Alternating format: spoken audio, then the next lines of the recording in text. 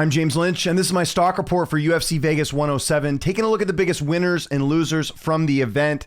And the thumbnail always gives it away. Biggest stock riser on this card for me was Dustin Jacobe. First round finish over Bruno Lopez, getting it done. Should have got a bonus. That's one thing I don't like about the UFC's bonus system. They tend to not give it to the right people a lot of times, or they should just give out more bonuses one card, and if there wasn't any good finishes in another card, like there shouldn't be like a set number. It's kind of what I'm getting at here. Now, yes, Jacobe was favored in this fight, minus 185. He was supposed to win. But listen, let's look at the optics of this. 37 years old. Jacobe's now got back-to-back wins. He's, of course, lost a few fights back to Dominic Reyes and then obviously Alonzo Menafield as well. I still thought he beat Khalil Roundtree a couple fight back. So for him, this is huge. And if you look at the light heavyweight division right now, outside some of the top guys, there's really a lot of wiggle room there. So, I think for a guy like Jacobe, who right now I don't even believe he is in the, as we're sort of scrolling down at the rankings, I don't even think he is ranked right now. That's got to get him a rank, I think. I don't know who you'd boot out at this point, but back-to-back wins here. Definitely going to put him in a good spot. I'm assuming he's going to get, a good opponent next time out, and then that could, again, maybe push him in the rankings here. But Jacobe was one of the big winners on this card. Really good finish here. He's going to be my biggest stock riser on this card. Okay, second biggest stock riser on this card. Might disagree with me here, but again, it comes down to optics, and that's Vieira. So not only did Viera win this fight, and I realized the fight was a catch weight. It was supposed to be 135. She comes through as the underdog here, 33 years old. For her in a division like bantamweight, when you look at some of the rankings right now, same sort of thing here. Again, the win here is actually pretty big. So if we look at women's bantamweight, sorry, is my, where are we here? Women's bantamweight, of course, is at the very bottom. Vieira currently ranked, where was she ranked? She's number 3. So the fact that she gets this win over Macy, and it was a pretty dominant win, I had her winning every single round. For her to get this win, she's in the driver's seat. If Juliana Pena wins the title next weekend, you could do a Vieira Juliana Pena fight. I know, people might not be super thrilled about that, but that's the optics of it. The fact that she won and she maintained sort of her number 3 spot by taking out a opponent in Macy Chiasson. Very impressive there for Vieira, who, again, is going to be rising up the bantamweight rankings there. So that was a good win there. And then the other one we got to mention here, and this definitely did get a bonus, and it's well-deserved. How about Ramiz? That was a underdog pick I actually got right on this card.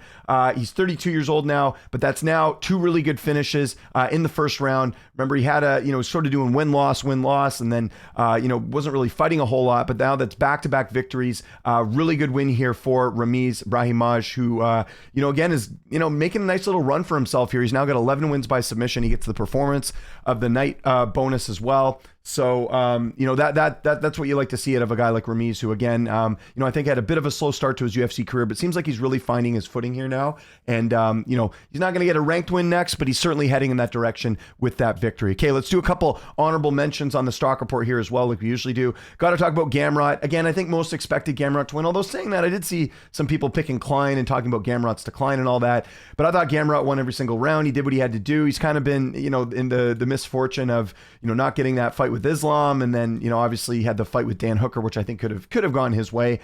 So he's also back in the driver's seat. In fact, you could have maybe put Gamrot ahead of Vieira. I just think right now Vieira is closer to the title than Gamrot is. Obviously, unless Kayla wins. I mean, obviously that's gonna mess things up a little bit for Vieira here. But for Gamrot, it's a dangerous opponent. He took him out. He got it done. Yes, he was favored to win, but this was a big win there for Gamrot, so he gets an honorable mention. And how about Jordan Levitt? This kind of came out of nowhere. Again, Levitt's a guy that has not competed a whole lot. Gets a first-round finish there over Kurt Hollaba.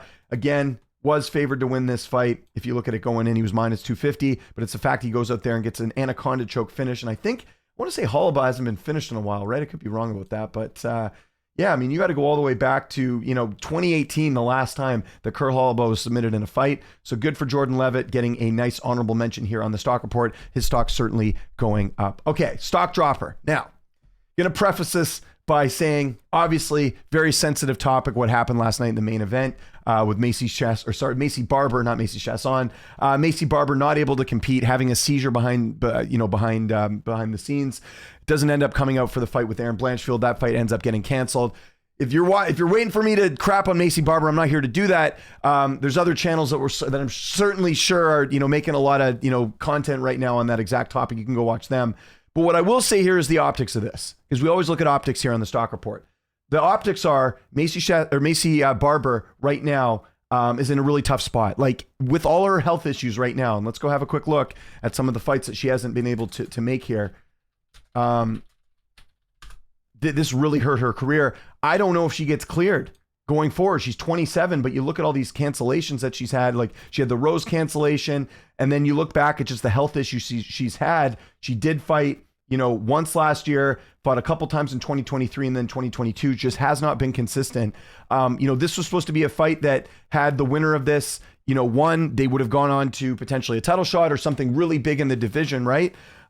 This is a missed opportunity for Maycee Barber. And again, I'm being very sensitive to the fact that, like, you can't control if you have a seizure or not. But I'm looking at this optically, where it's like, I don't know if the UFC, if you're the UFC, you got to be a little bit worried about clearing someone that just had a seizure. This is a pretty big deal. We've seen in other sports, I know in hockey, for example, there's athletes who have had seizures and not been able to compete again, or have been out for an extended period of time here. So very concerning. Obviously, still waiting to get, sort of the details as to what happened, what caused the seizure, everything else. And again, I want to be really sensitive to that. But the fact of the matter is, this is the biggest talking point from this card, was the fact that the main event was canceled just moments before it was supposed to happen.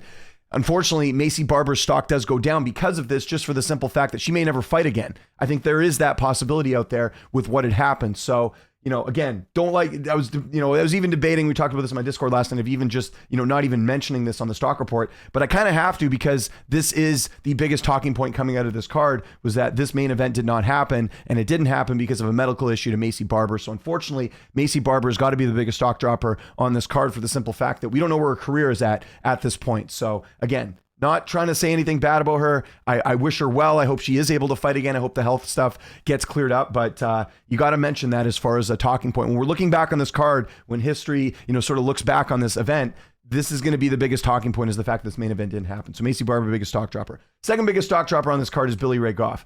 Huge favorite here. I talked about this on the preview show. I didn't think he should be this much of a favorite at minus 400. Nothing against Goff. Very talented, young, lots of promise there. But he gets finished in the first round. Not to mention, didn't end up fighting on that UFC Seattle card. From what he admitted in my interview, was a fight that he didn't think was good for him, against, I think it was either Austin Vanderford or Nikolai. One of these guys he was supposed to fight on that card, didn't end up fighting them. So he's now got back-to-back losses, has just, he's 1-2 in the UFC. This is a big stock drop for Billy Ray Goff, who a lot of people had some promise. Again, 26 years old, could turn it around here, but getting finished in the first round, optically, that looks very bad. So Billy Ray Goff, definitely a big stock dropper. And then our third biggest stock dropper here is someone that I thought was going to win, didn't end up winning, also missed weight, Macy Chiasson. In fact, Maycee, you could put maybe in the number 2 spot, because what would have happened if Maycee won? She probably would have got a title shot. I think there's a world where that could happen. She's not fought Kayla Harrison. She had not fought Juliana Pena.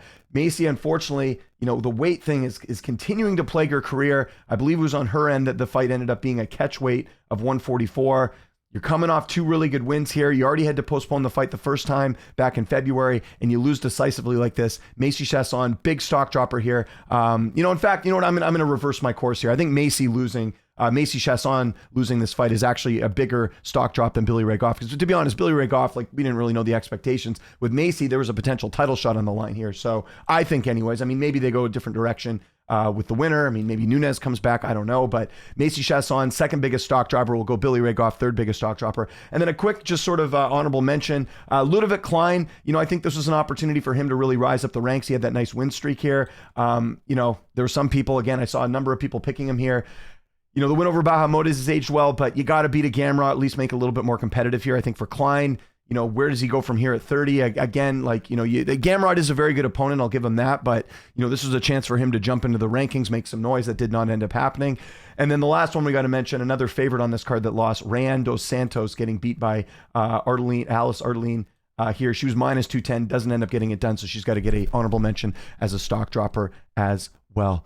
Let me know in the comments, I should say, who your biggest stock risers are, your top 3, and who are your bottom 3. Let me know in the comments here. Would love to hear your opinion on this. Follow me on Twitter, TikTok, Instagram, @Lynch on Sports. This is a stock report. I do this after every UFC event, talking about the biggest winners and losers from the card. My name is James Lynch. Thanks so much for watching. I'll see you next time.